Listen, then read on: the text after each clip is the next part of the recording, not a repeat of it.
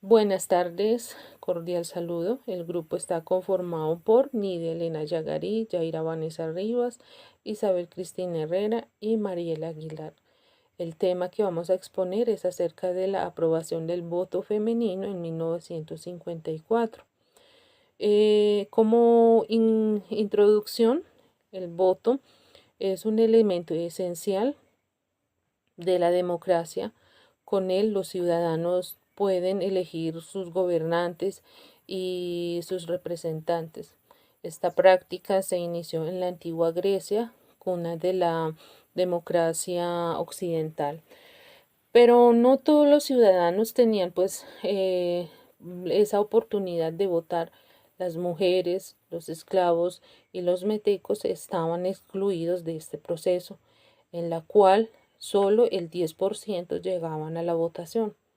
A lo largo de la historia, el voto siguió siendo restringido después de la Revolución Francesa, donde unas mujeres ilustradas pidieron el derecho a la votación, pero lamentablemente estas mujeres terminaron en guillotina. Se esperó la Revolución de 1848 para ver la aparición del sufragio universal masculino. A finales del siglo XIX se dio el voto femenino. En América Latina, este derecho al voto se da en el siglo XX. Todos estos procesos fueron decididos y liderados de las mujeres preparadas, valientes, que lograron sortear obstáculos, burlas y desprecio. La aparición del voto femenino en Colombia en 1954 fue un hito bastante importante en la lucha por la igualdad de género y la democratización en nuestro país. El voto femenino permitió a las mujeres participar en las actividades políticas, en las tomas de decisiones. También fue un paso muy importante a la igualdad de género. A partir de los años 30 aparecieron organizaciones femeninas como por ejemplo lideradas por familias que fueron políticas tradicionales, como el caso de Berta Ospina, Ofelia Uribe de Acosta, Esmeralda Arboleda. Entonces, esta batalla dio fruto en 1954 después de un debate con el Congreso de Colombia, que luego fue aprobada el voto femenino. En esta ocasión vamos a hablar sobre el contexto social, político y económico que permitió que en Colombia se aprobara el voto femenino en el 1954. Para esta época era una sociedad patriarcal y muy conservadora, en la cual no se le permitía a las mujeres participar en política ni ejercer el voto. Ya en 1930 inició el cambio social. Durante esta década las mujeres empezaron a tener más presencia en la educación y en la vida pública. Y en 1935 se les permitió ingresar a la universidad, teniendo en cuenta que anteriormente no lo podían hacer y aún el clero prohibía a las familias que lo hicieran, y quienes permitían que sus hijas ingresaran a la universidad eran excomulgados. Pero todo esto marcó un gran avance. Este acceso a la educación hizo que muchas mujeres empezaran a organizarse y a reclamar sus derechos. Ya para 1950, hablando del contexto político y económico, Colombia vivía una época difícil conocida como la violencia, con enfrentamientos entre liberales y conservadores. El país estaba en crisis, tanto política como económicamente. La violencia rural, censura y la falta de estabilidad llevaron a un golpe de Estado en 1953. Ya en el gobierno de Rojas Pinilla vino el voto popular. Cuando asumió el poder en 1953, buscaba apoyo popular y modernizar su imagen. En este contexto, él aprobó el voto femenino en 1954, mediante el decreto 1823. Aunque fue una decisión del gobierno, fue una decisión militar, también fue el resultado de años de lucha del movimiento de mujeres que ya venía trabajando desde décadas atrás.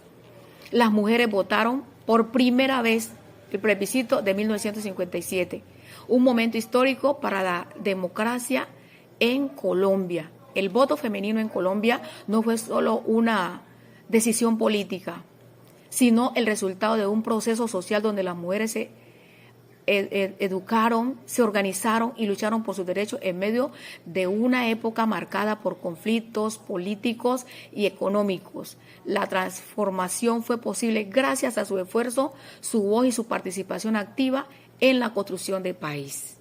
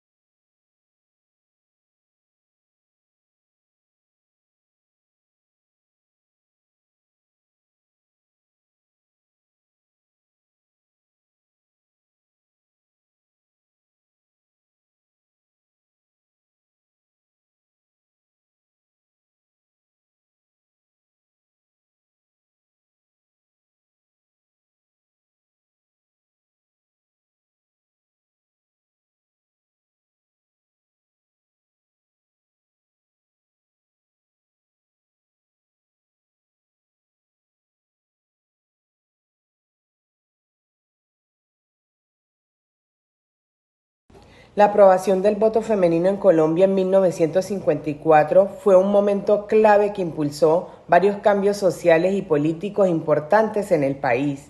Aunque los efectos no se vieron de inmediato, marcó el comienzo de una transformación en la vida pública y en el papel de las mujeres. A continuación les presento los principales cambios políticos que se dieron en esta época. La ciudadanía plena de las mujeres. Se reconoció su derecho a votar y a ser elegida. Antes de este año, las mujeres no tenían derecho al voto ni tenían derecho a ser elegidas. La primera participación electoral femenina ocurrió en 1957 con el plebiscito. Se dio el inicio de la representación política femenina, donde Esmeralda Arboleda accedió al Congreso, fue la primera mujer senadora de Colombia. Se dio la transformación de discursos políticos, los partidos tradicionales que son liberal y conservador comenzaron a incluir temas de género. Y en los cambios sociales se dio el cuestionamiento de los roles tradicionales de géneros, se abrió paso a la participación femenina en espacios públicos y servicios públicos.